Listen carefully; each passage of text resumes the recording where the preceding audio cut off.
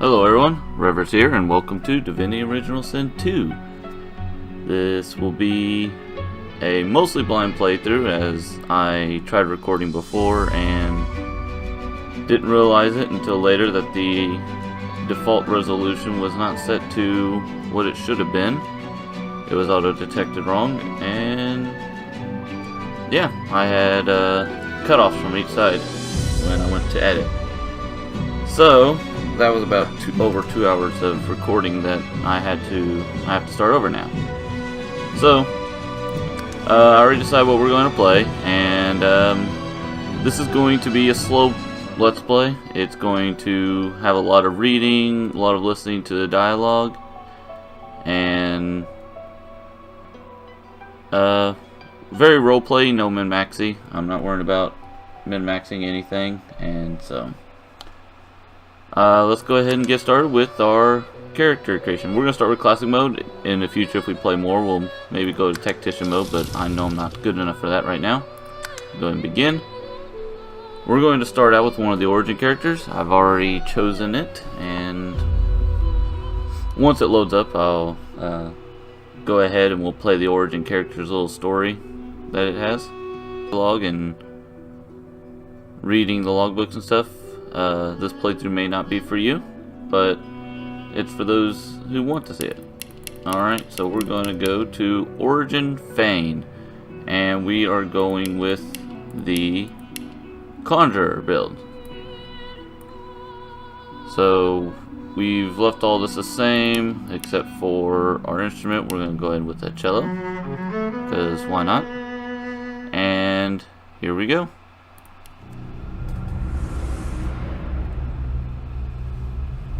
Oh, don't stare. How would you look after eons in some ghastly crypt? Your people are rather prone to death. Mine are not. Yet when I emerged from my completely unjustified imprisonment, I found them gone. Our culture forgotten. Any trace of the world I knew all but obliterated. I must even hide my true face beneath an ever-shifting mask for fear you savages will attack me. That is how I wander this strange world, trying to uncover the truth about a history you primitive people never even knew existed.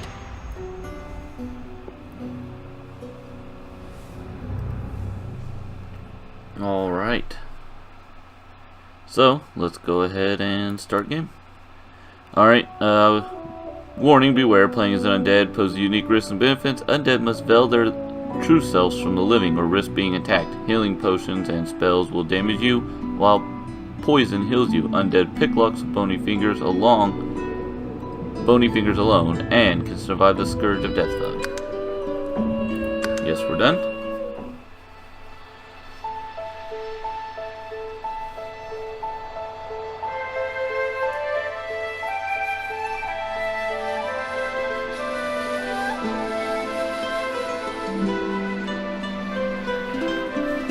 It all happened like I knew it would. A single drop of source magic. And, like flies to honey, the monsters swarmed. The rebel panicked. The carnage began. And the magisters pointed their fingers at me. Just as I'd planned. I was shackled and collared, and sent to Fort Joy.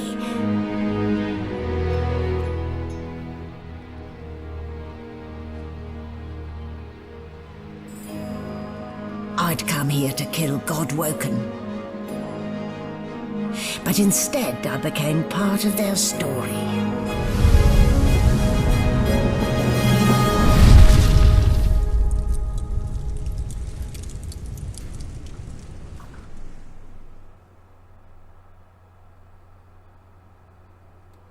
Alright. I'm excited to get back in and play. I've done this intro a couple times. One is a test, one is record. That failed, and now let's go through it again.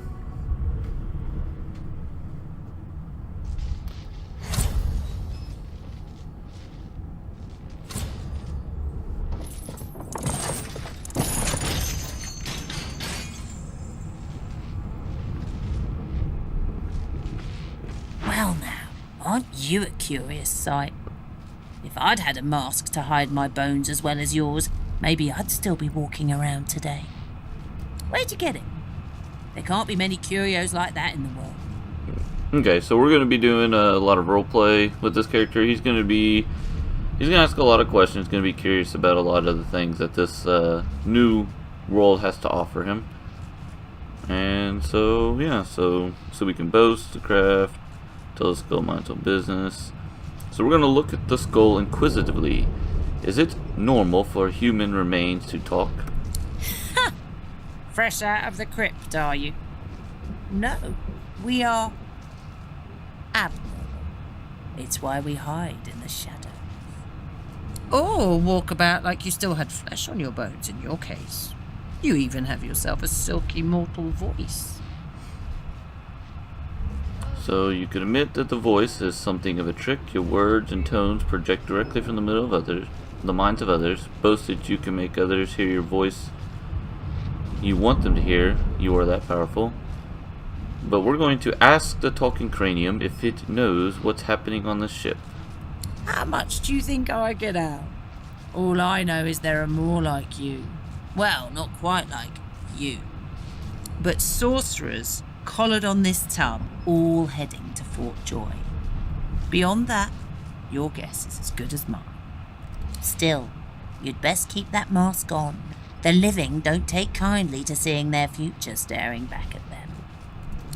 Well, thank you. Alright. So, we're going ahead and read our log. A scholar from times past, Fane. Eons ago, I studied the Veil, a barrier of pure source hiding something in the universe. Alas, the king forbade my research, took me from my family, and sealed me in a tomb. I woke up when some poor mortal uncovered my place of rest. I do feel quite bad for devouring his source. Alas, I was arrested before I could discover what happened to my wife, daughter, or people. But rumors suggest answers may lie in the Black Pit oil fields on Reaper's Coast. Alright. Magisters. Though he is a sorcerer and wears a source collar, Bishop Alexander continues to lead the Divine Order, as he is the son of Lucian, and it is widely assumed he will succeed him as the next Divine. Chapter 1, The Meriwether. Lucian the Divine, champion of the 7 gods and saviors of Rivellon, is dead. He sacrificed himself to defeat the forces of the Void, leading his son Alexander to preside over the next chapter of Rivellon's history. But Lucian's sacrifice did not buy peace. Instead, the years that followed were plagued by the menace of Voidwoken. These beasts were drawn to source magic and left death and destruction in their wake. Incapable of wielding the divine power that his father had at his disposal, Alexander had resorted to harsher measures in order to stop the Voidwoken. A great pogrom has commenced against sorcerers. Those who show the most skill in the manipulation of source. Encouraged by his most trusted advisor, Dallas, Alexander has these smelling salts are strong stuff. Alexander's decree that all sorcerers must be resettled in isolated colonies where they cannot pose a threat to the rest of Rivellon. One such colony is the ancient island stronghold of Fort Joy. It is to this place that I, a captive sorcerer, am being sent. So that's my story so far. Meriwether, Troubled Waters. We are sorcerers being transported to Fort Joy, an ancient fortress on a remote island where magisters of the Divine Order have established an interment camp. The collar. I am bound by a magical collar that cannot be removed. Alright. Dear lending it to me. So And now you are silent. If only all humans were so thoughtful. alright. Can't talk to him now. We found some red raw meat. We'll come over here. Small tome we'll pick up. Let's take an empty bottle and 1 laboratory stuff. row of jars, a row of books empty. Let's take a strange jar just to have it. Let's go and check this barrel over here. Nothing.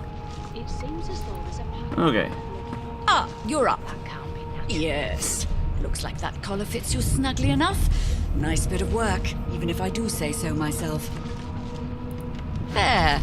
Not too tight, I hope. The collar, I mean. Oh, not to worry. Every dog has to get used to its leash. In the meantime, your next stop will be Magister William. All passengers have to be registered in the ship's manifest, and he's the chap in charge of the logs. You'll find him on the other side of this deck, in the officers' quarters. Alright, so you pull down the thing on your neck, futilely demand to know why she colored you. Scholar, amused by the room shape, you tell that you're Lucian class figure, but why?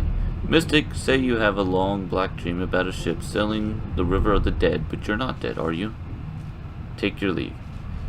Okay, so if you don't know, the stuff in the parentheses is from the class I picked or character I picked had set tags, and those tags are basically role-playing aspects that give you different conversations in different options in conversations, and also characters. Fane himself will have some that are his name in parentheses that only his origin story will show as you play.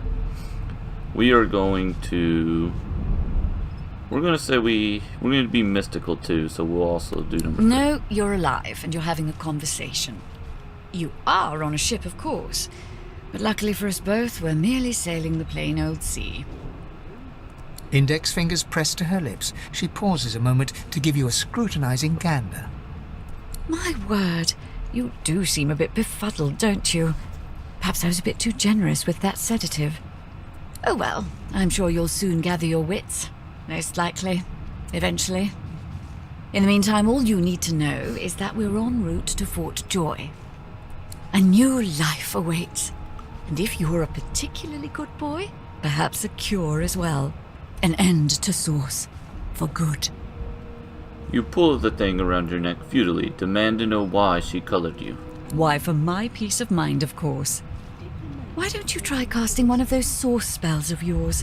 See what happens. So Fane, this is special to only this origin character. Recall the feeling of waking up and draining a body of source. Recall the rushing power that filled you. Unleash it. Currents of magic surge inside you, boiling, bursting, then breaking, only to fade back into your soul like rain into the earth. You better stop before you hurt yourself. All will, but no result. There you have it, see? The collar's function. It neuters you, of sorts. Makes you unable to cast Source. For your own peace of mind, of course. Yours and the whole world's. Alright. So we have a new log. Troubled waters. And the color. My source color blocks my ability to use powerful source magic. The magisters believe this will prevent me from posing a danger to others. We have been told to look for Magister William at the stern of the ship in order to be registered. Perhaps we can explore a little before we go to him. Of course we will explore before we go. Alright, so let's go ahead. Oh, Good gods, there's been a murder here. to do, really. A young magister stands pale and silent. Her knuckles whiten around her weapon as you pass. It seems as though there's a pattern. Behind the magister, a bloodied mass lies in a heap. Gore and limbs lie at odd angles. You can't make out a face amid the mess. Turn your head away. What is this madness? Or peer into the room and ask what happened. We will peer into the room and ask what happened. There's been a murder. A sorcerer was killed by one of your own. Lucky you were busy getting your collar fitted at the time, or you'd be a suspect like the rest of them. Waters is investigating. She'll figure out who did it. Always does. Alright, so most of the time we're always going to go with the character's origin because it's very well, since only this character alone will have it, and we'll be able to see a special story for these characters. So we'll nod silently. Anything that takes their eyes off you is welcome. Move along. So we are going to roleplay this out, and we are going to skip some of that stuff. We weren't 100%ing, we're roleplaying. But we will roleplaying with the aspect of being a role-playing game. We're still going to loot everything we can. Nothing so far. There we go. Wood chips and gold. Anything else? The hatch is blocked. I'll need to find another way. Guess we'll go around. Sing it's a song, I know you can. Alright. Be good, you scallywag. I'm not suited for this. It's sea cow, not sea sheep. Admire the sheep's wool and ask if you might take a bit. Haven't got any shears, have you? People these days.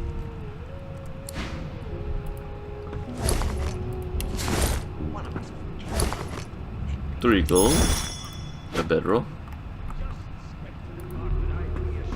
Looks like a rope over there. We're gonna make our way around this way. More nothing. I'll tell you, keep it quiet long enough for me to listen. An elf sits tucked away in a dark spot, lazily rolling dice onto the surface of a barrel. They sound like the dry cackling of an old witch. Snake eyes. She chuckles. I bet that's just what they'll look like. Wonder what she's doing. Or ask if you may join her. We will wonder what she's doing. Rolling dice. Deciding fates. So we either frown, whose fate is she deciding, or laugh, can she read the future in cow intros as well? We will frown, whose fate is she deciding? Don't worry, honey. It isn't yours. She looks you up and down with the merest hint of a coy smile on her lips. Never say never, though. If she can decide fates with dice, ask if she can read the future in cow intros as well. She eyes you quite seriously. Not the future, no. But I can read the past in flesh. One of the perks of being an elf, you see. I'm quite good at it, too. I could lick your arm and tell you how you spent the night before last. Shall I? We are kind of curious about this new thing that we've seen. We've not met, I'm sure we haven't met many elves who can do this in our past, so you don't see why not. Extend your arm. She looks at you in surprise when you bare an arm of bone. My. Guess I'll have to find out the memory from Marrow, won't I? She gives your arm a vigorous stroke of the tongue, efficient like a cat grooming. You were in a cellar with other sorcerers, watching, staring at them, hoping that none would stare back. You were desperate to speak up, to reach out, to form a connection with these strange creatures. But you were scared, terrified even, of what they might think of you. So, stare at the ground embarrassed. You had quite forgotten about that. Admit wide-eyed, that's exactly right. Or snap at her. She doesn't know what in the seven hells she's talking about. We will admit wide-eyed, that's exactly right. Of course it is. The truth's right there, skin deep, so to speak. But don't you worry, darling. Your secret's safe with me. I don't lick and tell. I'll give you that knuckle if you keep carrying on. One of us would kill our own. So let's go this way. Picking us off one by one. Can we just skip to the part where I Talk to him reassure first. you and you shut I'm up? busy watching for clues, sorcerer. Go take your sub-story somewhere else. Alright. Fair enough. Insufferable. Sure. Nothing. What are you trying to hear anyway? And A scruffy man lounges against the wall with scarred arms folded. A sly smile playing on his face, he stares across at the Magister guarding him. Noticing you, he straightens and beckons for you to come closer. Watch your back, new fish. There's a murderer on board, and I'd bet 3 months' pay it's this trampy fan. Rolling his eyes at the Magister's warning, the man named Ifan beckons again. We move closer to him. He leans in and adjusts your collar with a sharp tug, balancing its weight so it no longer presses unpleasantly on your neck. He winks. Pinches less that way, right? Hocking a phlegmy gobbet in your general direction, the sullen Magister settles back to his task of glowering at Ifan. And now, you. Let's see. We'll ask Ifan why the Master suspects him of murder. We used to know each other, more's the pity. I was his commander many, many, many moons ago. Isn't that right, Vic? Standing far back from Ifan, the tight-faced Magister draws one finger across his throat in an elaborate fashion, but says nothing. Ifan grins, flashing pointed white teeth. Same as he was at 14 years old. Only difference is somebody gave him a bigger sword and now he's Johnny Big Pants. Ask Ifan if he did what he did to find himself at the mercy of a subordinate. Say that you're still curious about the murder. Did he do it? We will ask Ifan what he did to find Long himself. story. Maybe I'll tell you about it in the joy. Away from interested parties. And we'll say that we're still curious about the murder. Did he do it? No. The dead man, Fane, is it? I'd no business with him. And I wouldn't put a man down without good reason. He glances over at Magister Victor, who's staring back at him with pointed intensity. Damn shame sheer annoyance isn't reason enough.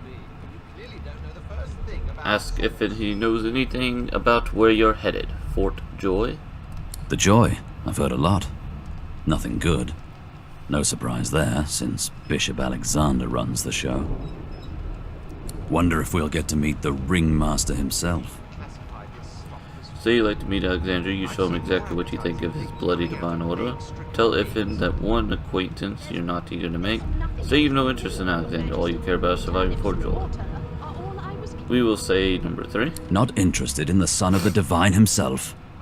I don't blame you one bit. But Vic here will blow a blood vessel if he hears you talking like that. What are you conspiring about over there? You! What's your name? Oh, don't mind him. Vic's just got a bee in his bonnet. And that bee is me. Name? Say that it's Gil.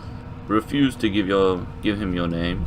Or tell him your name is in a language he has never heard and cannot pronounce, but he may call you Fane. Magister Victor looks at you suspiciously, then scrawls something illegible down in a tiny notebook. He scowls at you as he stows the notebook back in his voluminous robes. Away with you, at once. Ifan performs an elaborate pantomime of keeping quiet, one finger in front of his lips as he leans back against the wall. Alright. Odd. Insufferable, surely. So let's talk to Beast. Here anyway? In case you haven't noticed, these are also origin characters that we're talking to. A broad dwarf sits totally upright on the bench, eyes closed, palms face up on his knees. His beard is a cascade of meticulous plaits, each one braided through with golden medallions. He raises an eyebrow as you approach, but doesn't open his eyes. Listen up, boy. You hear that? Let's see. Ask what you're meant to be hearing. The ship, of course. Quiet and listen to the sound of the ship. A wave of sound washes over you. The unintelligible chatter of your shipmates, the groaning of wood from floor to ceiling, the boom, crash and crackle of waves around you, complaints from the sea itself. And? Tell him the ship is moaning like a sick man. Say the sea sounds angry, like it's trying to capsize the ship. Remark that your shipmates are as chatty as gulls you barely hear over the din. Tell him you don't hear anything unusual. We will go with that. We're number 4. Then you're not listening hard enough, mate. Go on. We will close our eyes and try to let the ambient sounds of the ship fade away. There now, just like that. Narrator squeak. Aha! His eyes snap open as his countenance breaks into an expression of joy. One great paw claps you on the back, the other catches you before you lose your footing. There. You heard it, didn't you? I knew it. I knew it. Aye, this is good news, boy. Good news. Nod, you heard it. What is this supposed to be? We will do number 2. It's the wheel. The wheel. Don't you see, you beautiful idiot? Squeaks whenever the helmsman jerks it clockwise, which means we're heading east. Burn my beard. That means if we've been travelling for, yes, only 10.34 nautical miles to Fort Joy. Tell him he shouldn't talk like that about such a magnificent bear. Ask why he's so excited about reaching Fort Joy. You haven't heard anything good about the place. Note, he must be a practiced sailor. Ask what the figures mean to him. We'll do number 3. Captain, actually. And that figure tells me we're getting close to the Joy. Close to what lies beyond it, too. The dwarf leans back from the table and strokes his beard, gold medallions jingling merrily. His eyes roll over to you. That'll be all. Thank you kindly, boy. Cock an eyebrow if he's hatching an escape plan you want in. Say nothing, but look him over once before leaving. You may want to find him again inside Fort Joy. We will do number 2. Is the Magister's more concerned than more appetite? Alright, anything over here before we... Some bedrolls. We'll take those. Nothing of interest. Let's go and take the bucket. Jill, is that right? I've a few questions for you. Alright. You are Jill, aren't you? We'll let them talk real quick. I ain't saying nothing. Alright, we're done with You one of them? A Divine Order loyal? They killed a sorcerer, you know. They'll hide the evidence well enough, but make no mistake. Fair enough. Alright. The Red Prince. Well, well. What have we here? A fresh face in this stale hell. Let's size you up, shall we? See if you'll do. The lizard looks you up and down, like a farmer would a fetching horse. All of a sudden, he grips you firmly by the chin, with the intent of inspecting your teeth. So do we humor him and let him see where this leads? Mumble through clenched jaw, what on earth is he doing? The nerve, slap his hand away hard. I think we'll do 3, because we want to hide our identity as being an undead. My, we are fierce, aren't we? Not to worry. I'll soon remedy that. Now then, to business. You will answer me 3 questions. The first one is this. Can you cook? We will definitely go with Fane. Tell him it has been an eternity since you've tried. In which case I take it your cuisine is limited to the introduction of eggs to hot water. How disappointing. On to the second question. Can you knit, weave? In short, tailor? Most certainly. Tell him to give him a... Yes, Oops. I can tell from your vagabond chic. I think I bag actually is as pushed good 2. as a My shirt bad. kind of style. Not me. I shouldn't be getting my hopes up. Alright, sorry, I didn't mean to interrupt the talking either. Accidentally misclicked, or mispressed 2, I believe.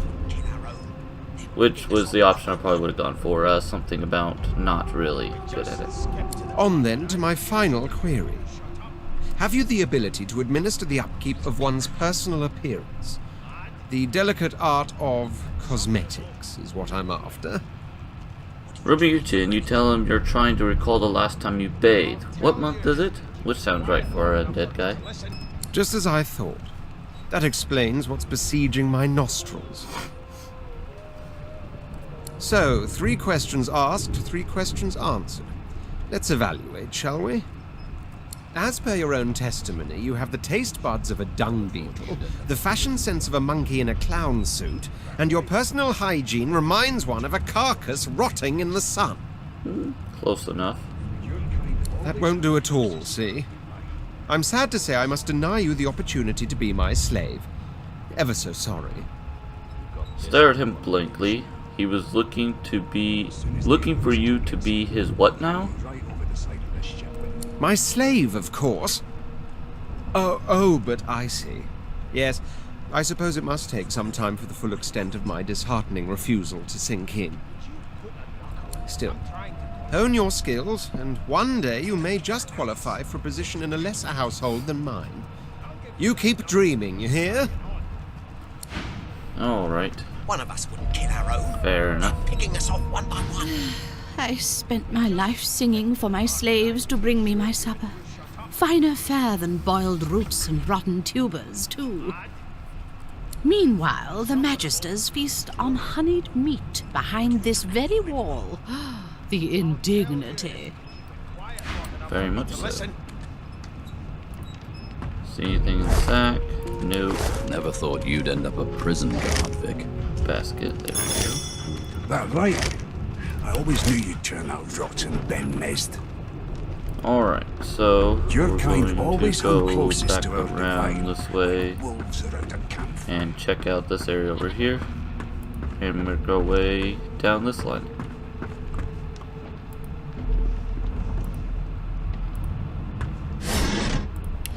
Nothing of interest. Alright. Ah, there you are. Husband. Would you please tell this very charming gaggle of not at all brat-like babes that I am by no accounts this loser woman, nor do I sing, in fact. I'm deathly allergical. She must have you confused with someone else. We're going to be kind of oblivious to her joke. Why, I never. I left my good pals at home, or I'd be clutching them with all my daintiest, most ladylike might. Say as you will, husband. Madame Josephine Gribbles de Peeb won't be treated so. The children break out into giggles. What? What's so funny? Her pinched face cracks into a great grin, and she shoos the children away from her with a laugh. Yeah, okay, you found me out. Go on and git, and maybe I'll sing you something when I'm good and ready. She turns to you, dark-eyed and dirty-haired, and smiles flatly. Gotta keep ourselves entertained, haven't we? Say that's true enough, shake her hand. Lo say you perfume.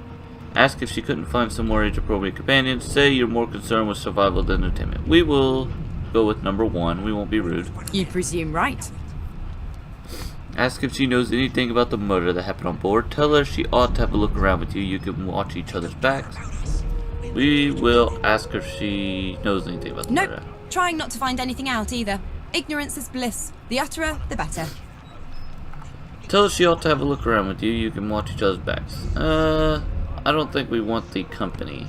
Honestly, we would try to avoid the company. So we will take your leave. Suddenly, her eyes cloud to an unnatural black. Greyish veins run down her face, and her mouth tightens into a cruel sneer. As quickly as they came, the clouds clear.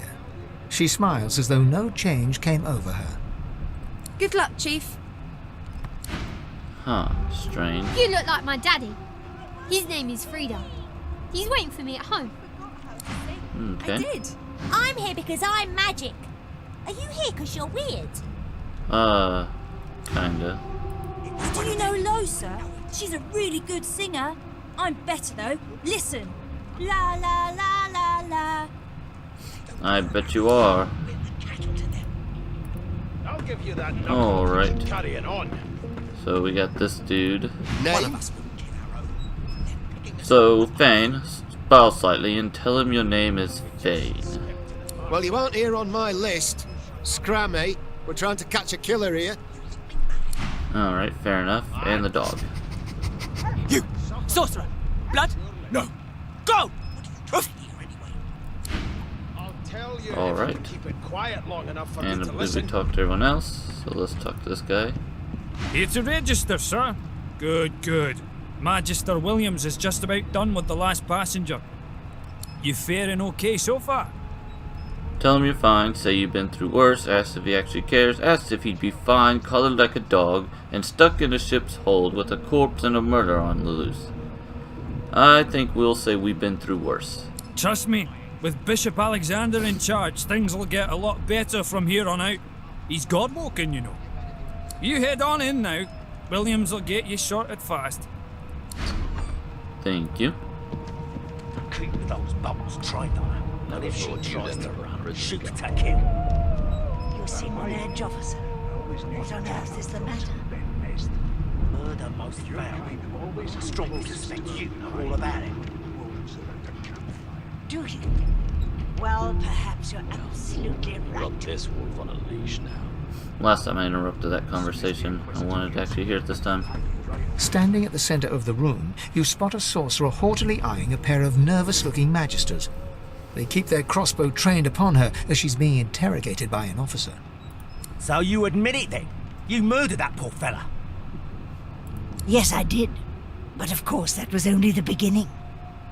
She turns her head and looks you straight in the eye. There are others whose lives must end. Good God, the woman's mad.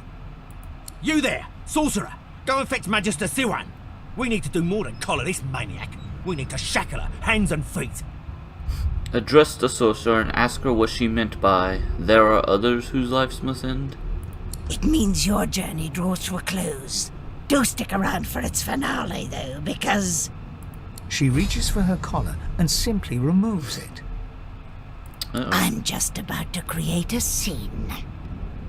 Subdue her, men, quickly! If she casts source, the Voidwoken will come. They'll end us all. She smiles with wicked satisfaction.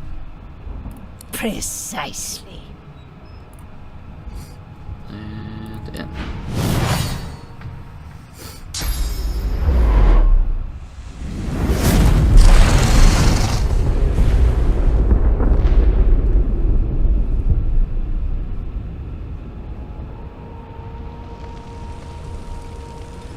Mask. She stole it. If these savages see me without it, they will have my skull for a goblet. Alright. Journal updated, a scholar from times past. Alright. Well, we're going to end it here. First episode, it's getting kind of long. So, I ask that you leave a like for the video. It's a new series, so likes help a lot with it being seen. And leave me comments below what you think. How do you like the story so far, and have I made any stupid decisions with any of those minor conversations we had already at the beginning? So, I thank you for watching.